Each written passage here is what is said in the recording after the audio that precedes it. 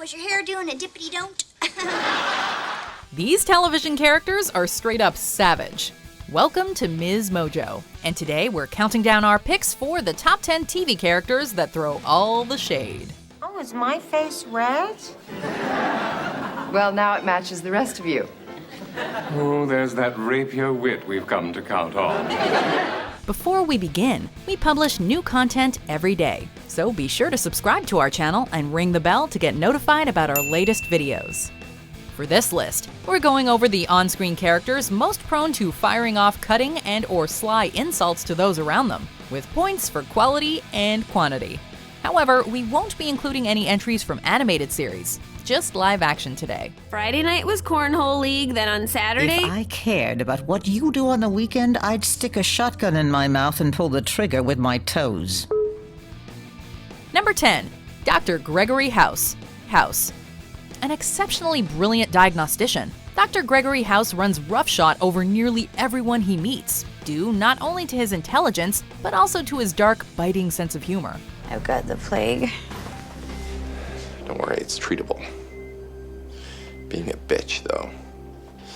Nothing we can do about that. House's emotional and physical pain lead him to lash out at those around him, with insults and sarcasm that range from clever wordplay to deliberately offensive material, and the simply juvenile.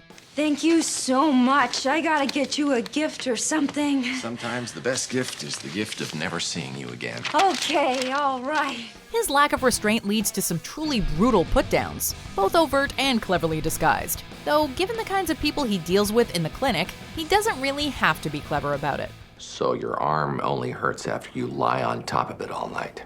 Yeah. Well, have you thought about, I don't know, not doing that? Number 9. Ann Nivens, The Mary Tyler Moore Show. That's the camera. When the red light goes on, that means that the camera is about... I know what I'm doing. Just cue me and then stick a sock in it. The relentlessly perky star of a local home education program called The Happy Homemaker, Ann Nivens may present herself as a prototypical housewife, but she's actually highly promiscuous and callous. Ann's two-faced nature extends to her dialogue as well. Or someone who has never been really close to me, who has every reason to be jealous, who couldn't make a souffle if her life depended on it. Her propensity for delivering backhanded compliments and other snide insults, usually to Mary or Murray, all while wearing her signature smile, makes her enormously entertaining and helped redefine actress Betty White's career. Oh, Murray. I just hope my mind's still active when I'm your age. After all, cutting remarks from unexpected sources cut all the deeper. Number 8. David Rose, Schitt's Creek. This is like the first job you've ever had. No, it isn't. Putting your name on a line of edible nail polish isn't what I would call having a job. Not many TV characters can take someone down with only the tweak of an eyebrow or a cheeky smirk. But David Rose has been perfecting his high-maintenance, standoffish shtick for years. David holds most people in contempt and is not afraid to let them know it, usually through some sharply pointed sarcasm. What's the name of the mouthy kid at the front desk? I don't know. I'm trying very hard not to connect with people right now. Given his love of high society, cleanliness, and fashion, one of David's favorite targets for verbal abuse is the titular town he and his family are forced to live in, which he technically owns. Okay, his shade-throwing is a cover he uses to protect himself. But even so, we can't help but love the sibling squabbles and other shit David's sass gets him into. I would hardly call myself an expert on this subject. And by subject, I mean genuine human emotion. So... Number 7. Sylvester, Glee. I will go to the animal shelter and get you a kitty cat. I will let you fall in love with that kitty cat. And then on some dark, cold night, I will steal away into your home and punch you in the face. The domineering coach of the cheerleading squad and the personal nemesis of the eponymous Glee Club, Sylvester is a thoroughly entertaining bully. While her physical bullying can include things as petty as throwing literal sticks at students, Sue's verbal abuse is particularly potent. What are you doing? Throwing sticks at your head? I'm gonna crush you at regionals. Sue's favored marks tend to be the Glee Club, especially its coach Will Schuester, giving particular attention to his hairstyle. because your hair looks like a briar patch. I keep expecting racist animated Disney characters to pop up and start singing songs about living on the bayou. Sue may be an antagonist, but her dry, caustic humor is absolutely hilarious, and she often steals the show throughout Glee's run. Number 6. Benson DuBois, Soap and Benson. She went out early this morning. Ms. Tate don't leave early in no morning. Ms. Tate can't find her shoes much before noon. There have been several TV butlers fond of tossing shade at their employers. The Fresh Prince of Bel-Air's Jeffrey Butler, for example. Sorry, I got caught up in the fantasy. About me? No, about that decent job. But the one who best embodied the archetype was Benson DuBois. I think that there is a curse on this family. Well, if there isn't, there should be. Possessing a sharp wit and an even sharper tongue, Benson was fond of putting down his bosses through sidelong remarks, as well as mocking those who were pompous or lacking in intelligence, which usually meant everyone around him. Benson's shade tossing proved so popular on Soap that he received his own spin-off that brought his talent front and center.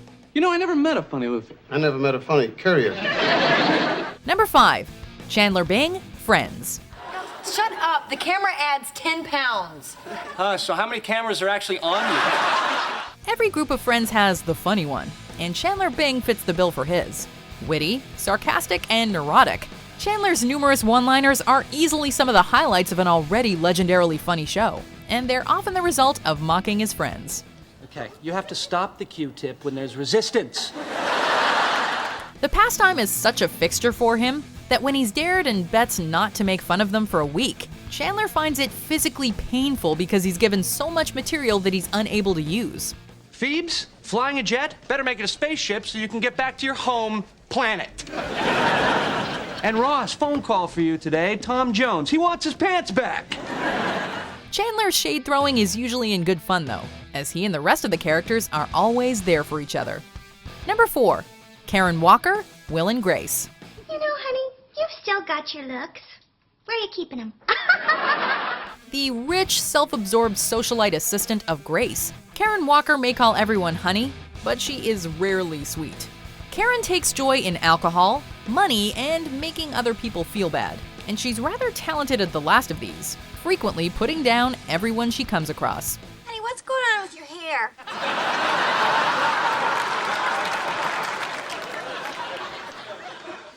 Looks like you got moose and squirrel in there. Due to their friendship, Grace is the one most often on the receiving end of Karen's wicked remarks, with the squeaky-voiced Karen insulting her boss clothes and body quite regularly. Well. Look what the cat cleaned up, showered, exfoliated, powdered lipstick, Gucci'd, and dragged in. Though we wouldn't want to be the subject of her shade, Karen is an absolute delight to watch in action. Number 3. Lucille Bluth, Arrested Development. And you thought your mother was critical. The matriarch of the Bluth family, Lucille Bluth is rarely without a drink in her hand, or very far from doling out a mean comment. I love all my children equally.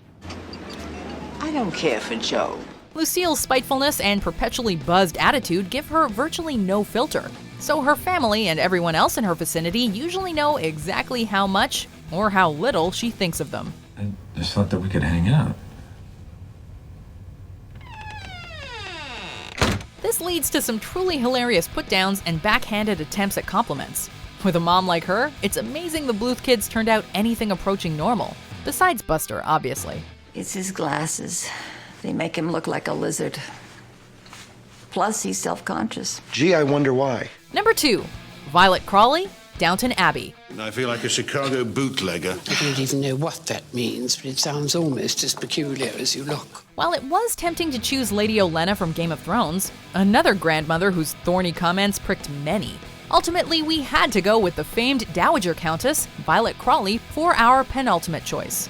The Countess's skill in throwing shade is superlative, dishing out sarcastic or cutting remarks nearly every time she appears on screen. Don't be defeatist, dear. It's very middle class. Whether her target is modern society and technology, a relative, or a servant, Violet Crawley always hits her mark with biting accuracy.